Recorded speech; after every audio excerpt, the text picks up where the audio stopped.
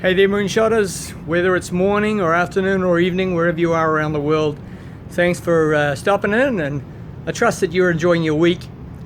I've shared a little bit in the trip that I've had to KL for the Touch World Cup here in Malaysia about some of the aspects of growth, agility, and vision. And now I want to give you a message in summary of watching the teams compete at this quadrennial event that's held around the world in the touch football community, with 28 nations that attended and 117 teams. It was certainly a marvelous experience and spectacle.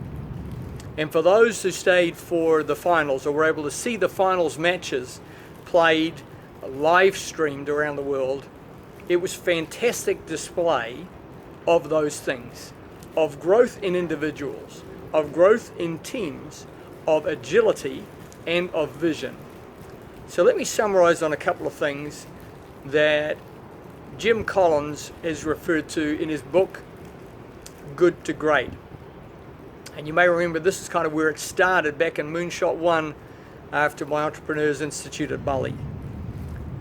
So Jim in his book refers to the story of, now I'm trying to remember the CEO's name now and it'll come to me, Richard Cooley, and he was the CEO of Wells Fargo. And Wells Fargo had this dilemma that they were facing as the government was introducing new regulation. And the board said, yep, come on, Dick, tell us what you are going to do, how you're going to get us out of this pending mess. I think they referred to it as a storm that was pending. And he says, you guys have got the things back to front. I'm not going to tell you what I'm going to do or how I'm going to do it. So you're asking the wrong question. It isn't the what and the how, it's the who. So what we need to do is figure out who are the right people to get on this bus. And then who are the people that we need to get off the bus. And once we've got the right people on the bus, what are the right seats that they need to have on this bus? Then we'll figure out where we're going to go, what we're going to do, and how we're going to do it. And what I saw in the demonstrations of teams that were performing were that they'd embraced this without reading or knowing about this particular instance. But the aspect of who was going to be the leader, the person who had the most passion, the person who had the most vision. And it became clear that those who embraced these things and understood this would first get the right people into the team.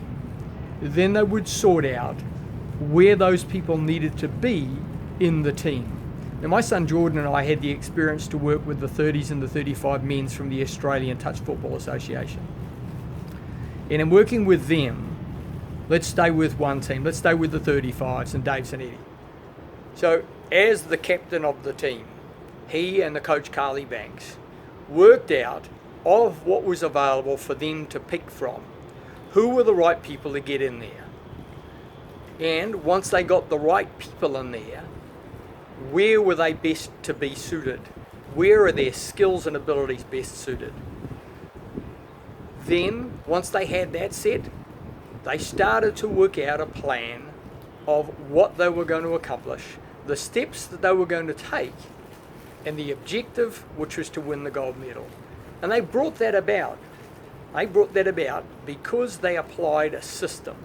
So, in your organization, in your team, in your business, in whether that's in sales or industry or community or whatever group or faction that you are associated with, you need to be looking at who are the people you need to have with you. Who are the people that you need to relieve? And once you've got the right people in place, what are the right positions for them to play or be in, the right roles for them to perform? Before strategies, before skills, before practicing, before drills, before IT, before funding, before any of those other things is who. Who do you need to have in place so that your team is going to take you to the gold medal final? Who is the right people? Who are the right people, I should say, that you need to have with you? Resourceful, committed, dedicated, diligent to achieving the objective.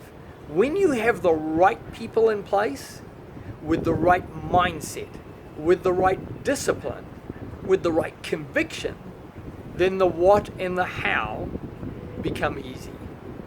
As Todd Pierce, a really good friend of mine in New Zealand, and one that I confide in frequently, has noted from my comments and my trainings, when you understand the why and you have the who, the how and the what really are irrelevant because they'll take place as you look forward to your future.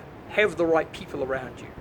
Be prepared to let some people be distanced and not perhaps have as much influence as they have had in the past if you are to progress to where you are a world champion. Until then, live, love, and serve.